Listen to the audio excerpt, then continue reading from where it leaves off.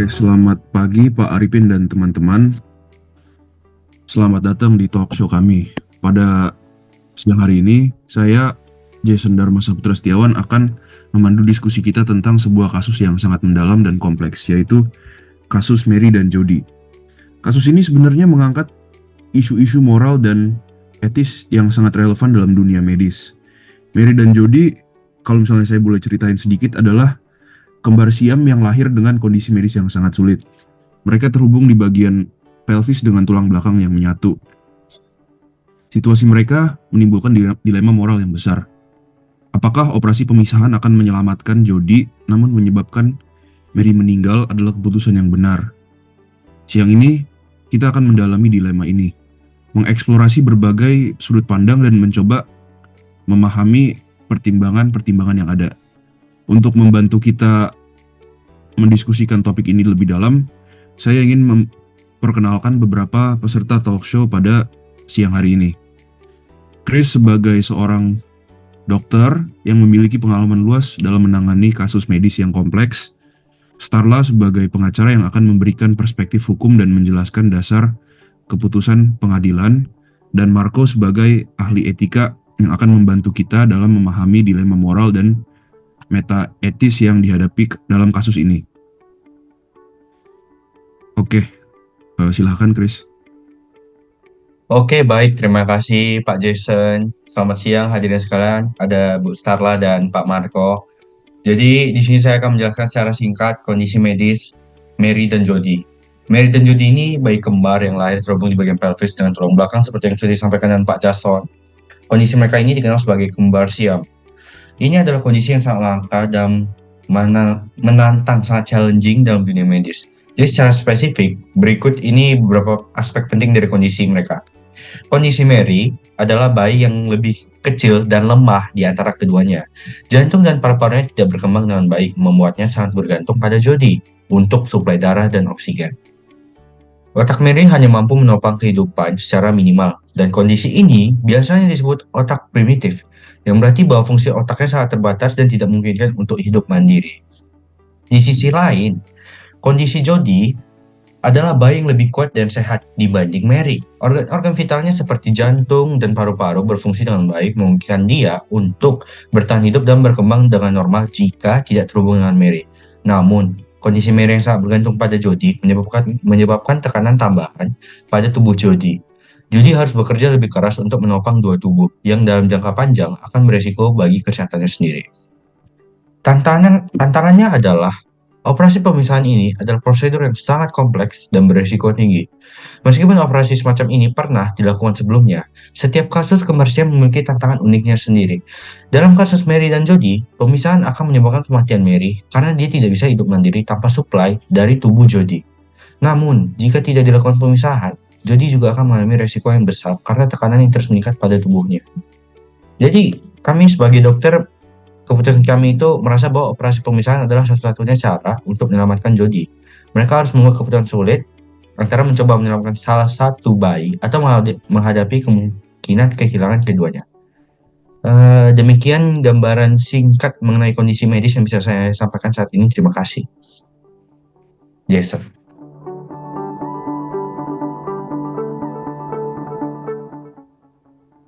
Ya oke, baik. Terima kasih Chris.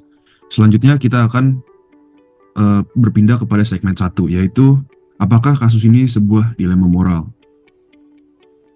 Oke, untuk memahami lebih dalam mengenai aspek moral dari kasus ini, kita akan mendengarkan dari Marco, seorang ahli etika kita pada siang hari ini. Marco, bisakah Anda menjelaskan apa itu dilema moral dan mengapa kasus Mary dan Jody termasuk dilema moral? Baik, terima kasih Jason. Selamat siang hadirin sekalian. Pertama-tama, mari kita definisikan apa itu dilema moral. Jadi, dilema moral terjadi ketika seorang dihadapkan pada dua atau lebih pilihan yang semuanya memiliki konsekuensi etis yang signifikan. Dan tidak ada satupun pilihan yang jelas lebih baik secara moral daripada yang lain. Setiap pilihan melibatkan pelanggaran terhadap satu atau lebih prinsip moral yang penting. Dalam kasus Mary dan Jody, kita dihadapkan pada dilema moral yang sangat kompleks. Berikut adalah beberapa alasan mengapa kasus ini termasuk dalam kategori dilema moral. Yang pertama, konflik nilai kehidupan. Kita memiliki dua nyawa yang sangat berharganya, yang sama berharganya. Mary, meskipun lebih lemah, memiliki hak untuk hidup. Namun, hidupnya sangat bergantung pada Jodie. Di sisi lain, Jodie memiliki peluang untuk hidup sehat dan normal jika mereka dipisahkan. Tetapi operasi ini akan menyebabkan kematian Mary. Prinsip non-maleficent dan beneficence. Prinsip non-maleficent mengharuskan kita untuk tidak membahayakan. Memisahkan Mary dan Jodie berarti secara langsung menyebabkan kematian. Mary yang bisa dianggap sebagai pelanggar prinsip ini. Sedangkan prinsip beneficent, yaitu berbuat baik, mendorong kita untuk menyelamatkan Jodie yang memiliki peluang besar untuk hidup normal. Ini menciptakan konflik antara dua prinsip etis dasar dalam dunia medis. Kemudian, ada hak asasi manusia. Setiap individu memiliki hak untuk hidup. Keputusan untuk memisahkan Mary dan Jodie mengharuskan kita untuk mempertimbangkan hak asasi mereka. Mary memiliki hak untuk hidup meskipun kondisinya lemah. Sementara Jodie memiliki hak untuk hidup tanpa beban tambahan yang mengancam nyawanya. Kemudian ada juga keseimbangan kepentingan. Pengadilan dan tim medis harus menyeimbangkan kepentingan kedua bayi. Memisahkan mereka adalah tindakan yang akan memberikan kesempatan hidup yang layak kepada Jodie, tetapi mengorbankan Mary. Tidak memisahkan mereka berarti menghadapi kemungkinan besar bahwa kedua bayi akan meninggal. Kasus ini menciptakan dilema moral karena setiap keputusan yang diambil membawa konsekuensi moral yang berat dan tidak ada solusi yang sepenuhnya etis. Ini adalah situasi di mana kita harus berbuat keputusan yang paling manusiawi dan adil. Meskipun tidak ada pilihan yang benar-benar memuaskan semua prinsip moral yang ada. Terima kasih. Oke, baik. Terima kasih Marco atas penjelasannya. Sekarang mari kita lanjutkan dengan diskusi dari Chris dan perspektif medis. Bagaimana Anda melihat dilema ini dan apakah tambahan pendapat yang ingin Anda sampaikan? Menurut saya, apa yang disampaikan oleh Pak Marco itu ada benarnya. Jadi kami dari sudut pandang medis, dilema ini memang sangat kompleks. Seperti yang telah dijelaskan, kondisi Mary dan Jodie menciptakan situasi di mana setiap keputusan yang diambil memiliki konsekuensi yang signifikan. Sebagai dokter, tentunya prioritas kami adalah menyelamatkan nyawa sebanyak mungkin dan mengurangi penderitaan. Dan sedangkan dalam kasus ini, Jodie adalah pilihan yang dapat kami selamatkan dan yang pilihan yang dapat memberikan hasil terbaik dalam hal peluang hidup dan kualitas hidup. Namun keputusan ini tidak mudah karena kami harus mengorbankan Mary yang juga memiliki hak untuk hidup. Oke, baik. Terima kasih Chris. Sekarang saya ingin mengundang Starla untuk memberikan perspektif hukumnya. Starla, bagaimana pandangan Anda mengenai dilema moral ini dari sudut pandang hukum? Terima kasih Jason. Dari perspektif hukum, kasus ini sangat menantang karena melibatkan hak asasi manusia yang fundamental. Pengadilan itu harus mempertimbangkan hak untuk hidup kedua bayi ini dan menyeimbangkan kepentingan mereka. Keputusan untuk memisahkan Mary dan Jodie didasarkan pada analisis hukum yang mendalam tentang hak untuk hidup, keadilan, dan kesejahteraan. Hak untuk hidup adalah hak dasar yang dilindungi oleh hukum, dan dalam kasus ini pengadilan harus membuat keputusan yang paling adil dan manusiawi dalam situasi yang sangat sulit ini. Pengadilan akhirnya memutuskan bahwa memberikan kesempatan hidup pada Jodie yang memiliki peluang lebih besar untuk bertahan hidup adalah tindakan yang lebih adil, meskipun ini berarti mengorbankan Mary. Oke, baik. Terima kasih Starla. Sekarang marilah kita lanjut kepada segmen kedua, yaitu mengapa kasus ini juga melibatkan pertimbangan metaetis. Untuk menjelaskan lebih lanjut tentang aspek metaetis ini, saya ingin mengundang Marco untuk memberikan pandangannya. Marco, bisakah Anda menjelaskan mengapa kasus ini melibatkan pertimbangan metaetis?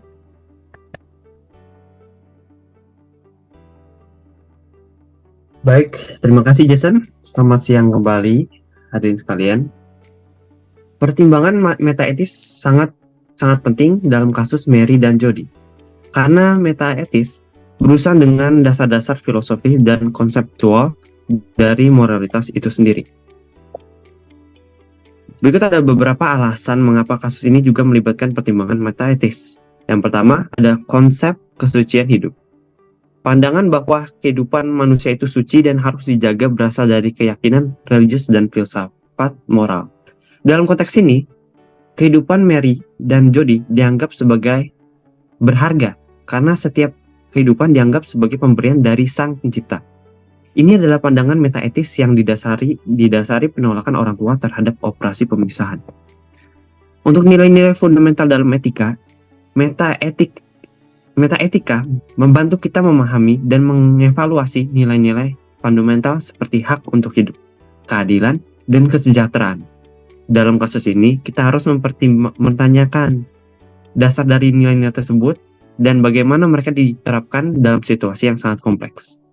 Apakah hak untuk hidup Mary lebih kuat daripada hak hidup untuk Jody? Pertanyaan ini membutuhkan analisis metaetis untuk dijawab.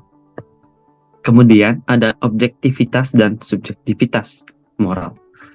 Metaetik juga membahas apakah nilai-nilai moral itu bersifat objektif, berlaku universal, atau subjektif, bergantung pada pandangan individu atau budaya. Kasus ini mengharuskan kita untuk mempertimbangkan apakah ada prinsip moral universal yang bisa diterapkan dan atau apakah keputusan ini harus dibuat berdasarkan konteks dan keyakinan individu seperti keyakinan religius orang tua, Mary dan Jody. Nah, kemudian ada prinsip-prinsip metaetis. Prinsip-prinsip metaetis seperti deontologi, kewajiban moral, dan utilitarisme hasil terbaik bagi jumlah terbesar. Juga relevan dalam kasus ini. Deontologi menekankan kewajiban untuk tidak membunuh Mary, sementara utilitarianisme mendukung keputusan untuk memisahkan mereka demi menyelamatkan Jody. Analisis ini membantu kita memahami dasar etis dari keputusan yang diambil. Kemudian yang terakhir ada implikasi filosofis. Kasus ini juga melibatkan implikasi filosofis tentang makna hidup, kematian, dan penderitaan. Metaetika membantu kita memahami pertanyaan-pertanyaan mendalam ini dan menilai keputusan yang diambil berdasarkan prinsip-prinsip filosofis yang mendasarinya. Dengan demikian, pertimbangan metaetis dalam kasus Mary dan Jody sangat esensial karena menyangkut dasar-dasar dan nilai moral dan prinsip etika yang lebih mendalam. Ini bukan hanya masalah medis atau legal, tapi juga menyentuh aspek-aspek yang lebih dalam tentang moralitas dan etika manusia. Terima kasih, Jason. Oke, baik. Terima kasih, Marco. Selanjutnya, mari kita lanjutkan dengan pandangan dari Starla.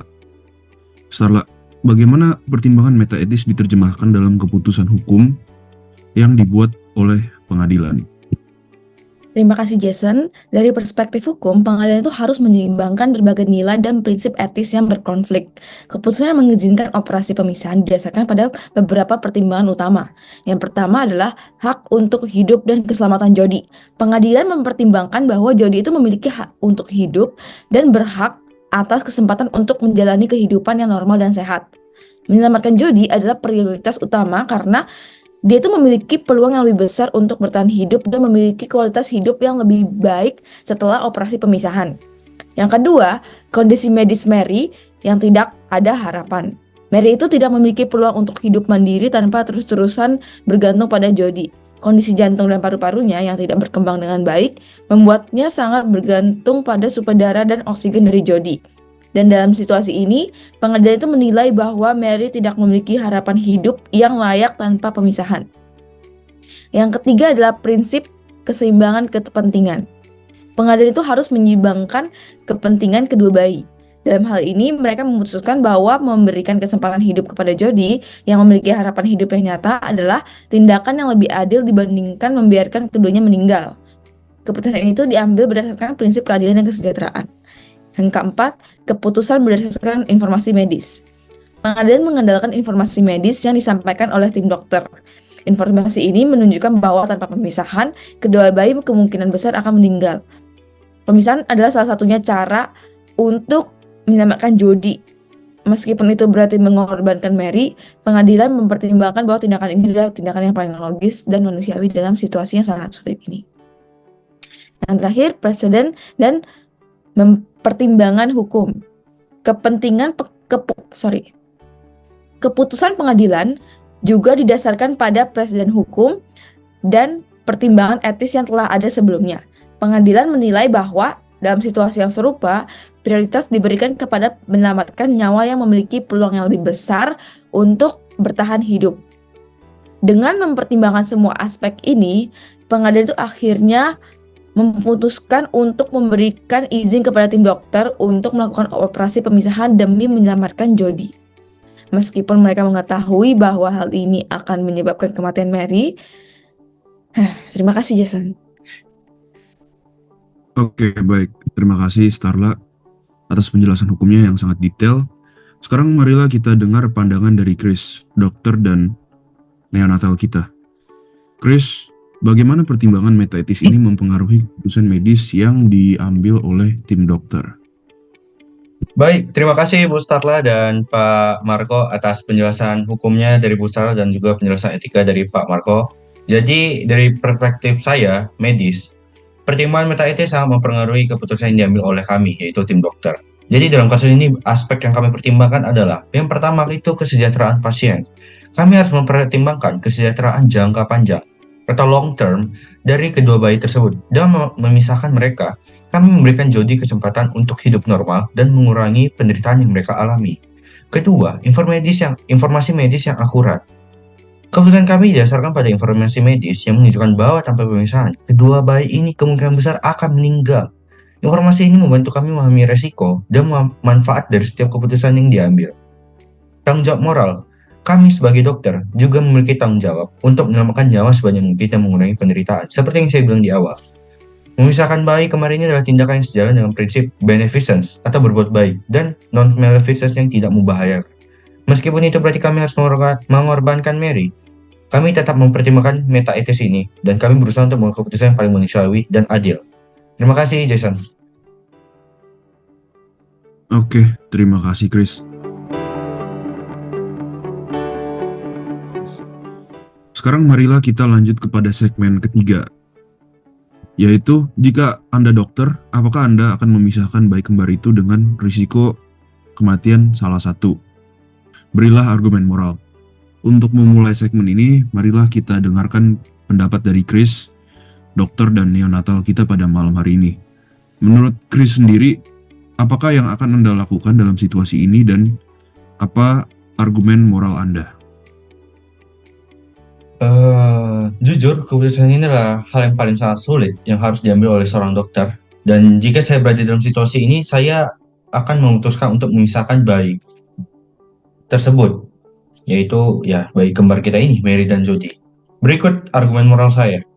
Kewajiban untuk menyelamatkan nyawa dan juga prinsip kesetaraan dan keadilan, mengurangi penderitaan, dan juga hak untuk hidup, dan terakhir, keputusan berdasarkan informasi medis. Jadi kewajiban kami sebagai dokter tentunya menyelamatkan nyawa. Tugas utama kami itu menyelamatkan nyawa dan mengurangi penderitaan. Dalam kasus ini, Jody lebih memiliki kesempatan hidup untuk lebih layak dan menjalani kehidupan normal jika operasi pemisahan dilakukan. Kedua, prinsip kesetaraan dan keadilan. Mempertimbangkan kedua nyawa secara adil, Jody memiliki peluang yang lebih besar untuk hidup dan kualitas hidup yang baik. Mary istilahnya tidak memiliki peluang untuk bertahan hidup tanpa terus-menerus bergantung pada Jody, yang akhirnya akan membahayakan keduanya. Ketiga, mengurangi penderitaan. Dengan tidak memisahkan mereka, kedua bayi akan menghadapi penderitaan yang meningkat seiring waktu. Dengan kemungkinan besar, keduanya akan meninggal. Melakukan operasi pemisahan menurut kami itu sangat sulit dan menyakitkan juga secara emosional. Tetapi ini adalah cara mengurangi penderitaan total yang dialami oleh kedua bayi tersebut. Kemudian, hak untuk hidup. Hak untuk hidup yang berkualitas adalah pertimbangan penting. Jody memiliki potensi untuk memiliki hidup yang penuh dan juga sehat. Sementara Mary tidak memiliki kapasitas untuk hidup secara mandiri. Dalam hal ini, kami juga mempertahankan hidup Jody adalah mengakui dan menghargai haknya untuk hidup. Kemudian yang terakhir, keputusan berdasarkan informasi medis. Berdasarkan pengetahuan medis, Mary tidak memiliki harapan hidup jangka panjang dan tanpa bergantung pada Jody. Dan keputusan memisahkan mereka adalah itu merupakan informasi medis yang menunjukkan bahwa Jody bisa diselamatkan, sementara Mary tidak. Jadi, meskipun keputusan yang saya sampaikan ini sangat sulit, kami juga penuh dengan dilema moral. Berdasarkan prinsip etika medis seperti beneficence, keadilan, dan juga pengurangan penderitaan, saya akan memutuskan untuk memisahkan Mary dan Jody. Tujuannya untuk memberikan kesempatan yang terbaik, hidup yang terbaik untuk Jody. Sekian dari saya, terima kasih Jason. Oke, baik. Terima kasih, Chris. Selanjutnya, saya ingin mendengar dari pandangan Marco, ahli etika kita. Menurut Marco sendiri, apa sih pandangan Anda mengenai keputusan ini dari sudut pandang etis? Baik, terima kasih Jason. Tentunya dari sudut pandang etis, keputusan untuk memisahkan Mary dan Jody memang sangat kompleks. Saya ada beberapa prinsip etika yang perlu dipertimbangkan, yaitu pertama, prinsip non-maleficent. Prinsip ini mengharuskan kita untuk tidak membahayakan. Memisahkan Mary dan Jody akan menyebabkan kematian Mary, yang bisa dianggap sebagai pelanggaran dari prinsip ini. Namun, tidak memisahkan mereka juga berarti membiarkan keduanya berada dalam kondisi yang berbahaya. Kemudian ada prinsip beneficence. Prinsip beneficence mengharuskan kita untuk berbuat baik dan berusaha menyelamatkan nyawa. Dalam hal ini, menyelamatkan Jody dalam tindakan yang sesuai dengan prinsip ini karena dia memiliki peluang besar untuk hidup normal. Kemudian ada hak asasi manusia. Setiap individu memiliki hak untuk hidup. Keputusan untuk memisahkan Mary dan Jody harus mempertimbangkan hak asasi mereka. Dalam konteks ini, memberikan kesempatan hidup kepada Jody yang memiliki harapan hidup lebih besar adalah pertimbangan yang kuat. Kemudian terakhir, keseimbangan kepentingan. Mengingat bahwa Mary tidak memiliki peluang hidup yang layak tanpa bergantung pada Jody, memisahkan mereka adalah keputusan yang memberikan keseimbangan kepentingan yang lebih baik bagi kedua bayi tersebut. Secara keseluruhan, meskipun ini adalah keputusan yang sangat sulit dan penuh dalam dilema moral, dari sudut pandang etis, memisahkan Mary dan Jody adalah tindakan yang paling tepat, manusiawi, dan adil. Terima kasih Jason. Oke, baik. Terima kasih Marco atas analisis etis yang sangat komprehensif. Sekarang marilah kita mendengar dari pandangan Starla, pengacara kita. Starla, bagaimana pandangan hukum Anda mengenai keputusan ini? Terima kasih Jason.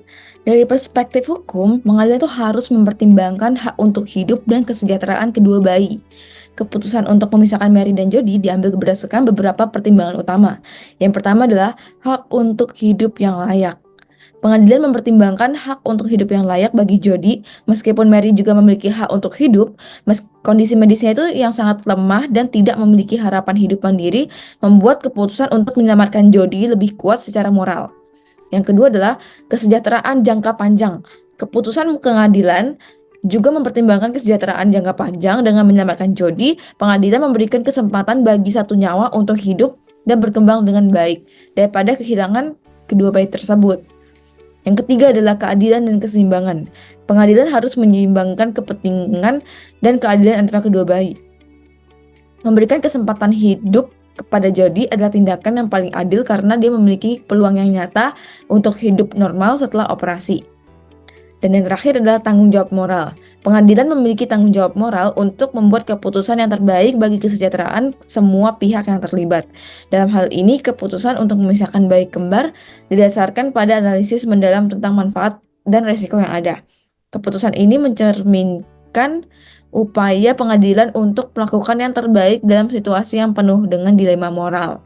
Mereka memutuskan untuk menyeimbangkan hak, keadilan, dan kesejahteraan dalam konteks yang sangat kompleks ini. Terima kasih, Jason.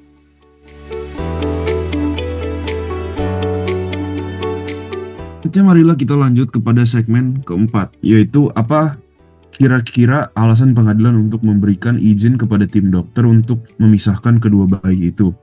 Padahal mereka tahu bahwa pemisahan itu akan langsung menyebabkan Mary meninggal. Untuk memulai segmen ini, marilah kita dengarkan kepada Starla terlebih dahulu tentang dasar hukum dan alasan pengadilan hukum dalam membuat keputusan ini. Oke, silahkan Starla. Terima kasih Jason. Keputusan pengadilan untuk memberikan izin kepada tim dokter untuk memisahkan Mary dan Jody didasarkan pada beberapa pertimbangan hukum dan etis yang sangat penting. Berikut adalah beberapa alasan utamanya. Yang pertama adalah hak untuk hidup dan keselamatan Jody. Pengadilan mempertimbangkan bahwa Jody itu memiliki hak untuk hidup dan berhak atas kesempatan untuk menjalani kehidupan yang normal dan sehat. Menyelamatkan Jody adalah prioritas utama karena dia memiliki peluang yang lebih besar untuk bertahan hidup dan memiliki kualitas hidup yang lebih baik setelah operasi pemisahan. Yang kedua, kondisi medis Mary yang tidak ada harapan. Mary tidak memiliki peluang untuk hidup mandiri tanpa terus-terusan bergantung pada Jody. Kondisi jantung dan paru-parunya yang tidak berkembang dengan baik membuatnya sangat bergantung pada suplai darah dan oksigen dari Jody. Dalam situasi ini, pengadilan menilai bahwa Mary tidak memiliki harapan hidup yang layak tanpa pemisahan. Yang ketiga, prinsip keseimbangan dan kepentingan. Pengadilan harus menyeimbangkan kepentingan kedua bayi ini. Dalam hal ini, mereka memutuskan bahwa memberikan kesempatan hidup kepada Jody yang memiliki harapan hidup yang nyatanya adalah tindakan yang lebih adil dibandingkan membiarkan keduanya meninggal. Keputusan ini diambil berdasarkan prinsip keadilan dan kesejahteraan. Yang keempat, keputusan berdasarkan informasi medis. Pengadilan mengandalkan informasi medis yang disampaikan oleh tim dokter. Informasi ini menunjukkan bahwa tanpa pemisahan, kedua bayi ini kemungkinan besar akan meninggal. Pemisahan adalah satu-satunya cara untuk menyelamatkan Jody, meskipun itu berarti mengorbankan Mary. Pengadilan mempertimbangkan bahwa tindakan ini adalah yang paling logis dan manusiawi dalam situasi yang sangat sulit ini. Yang terakhir, presiden dan pertimbangan hukum.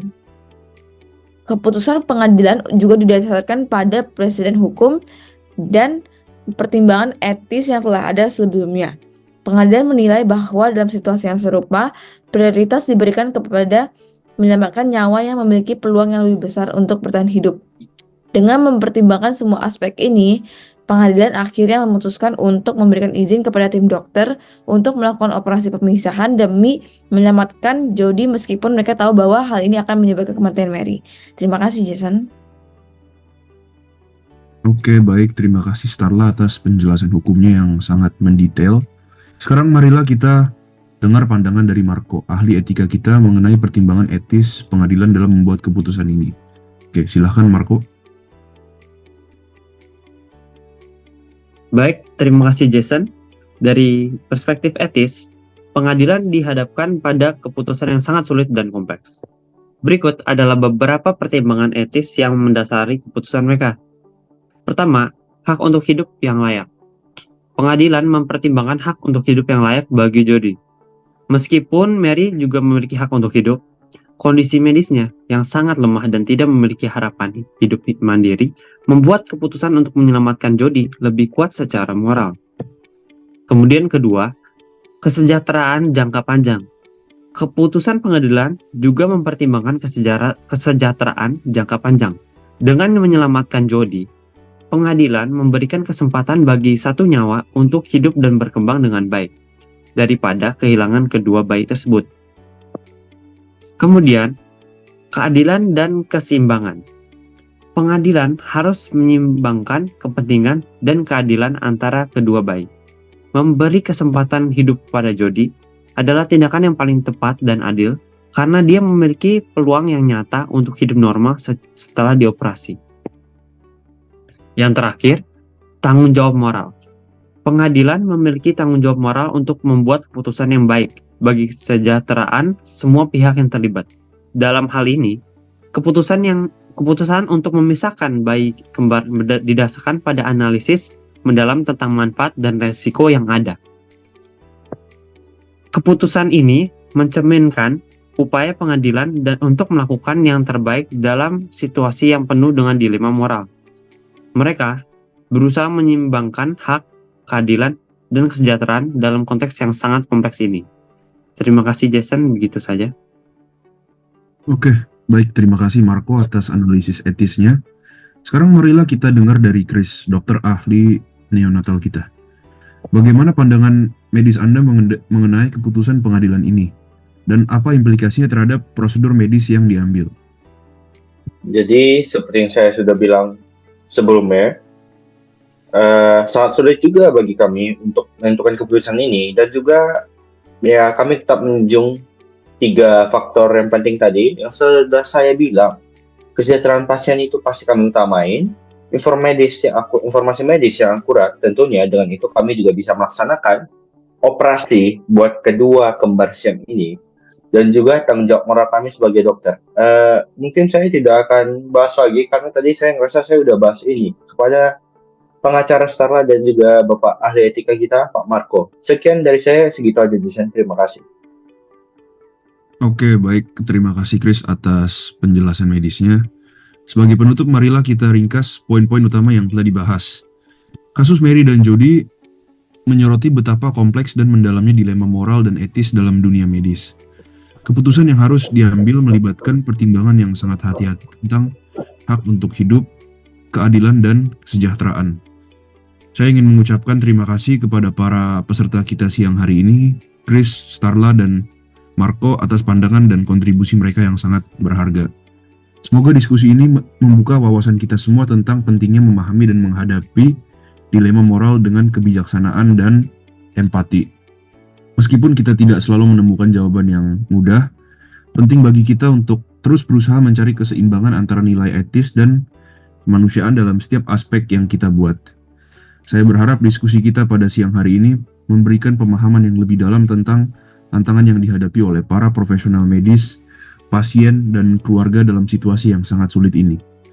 Marilah kita semua belajar untuk menghargai kompleksitas dan keindahan kehidupan, serta tanggung jawab besar yang kita miliki untuk menjaga dan melindunginya.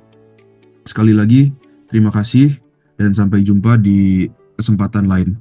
Semoga bermanfaat. Terima kasih. Terima Baik, kasih. terima kasih juga Pak Marco dan juga Bu Starla dan juga Pak Jason. Ya, terima kasih semua. Terima kasih.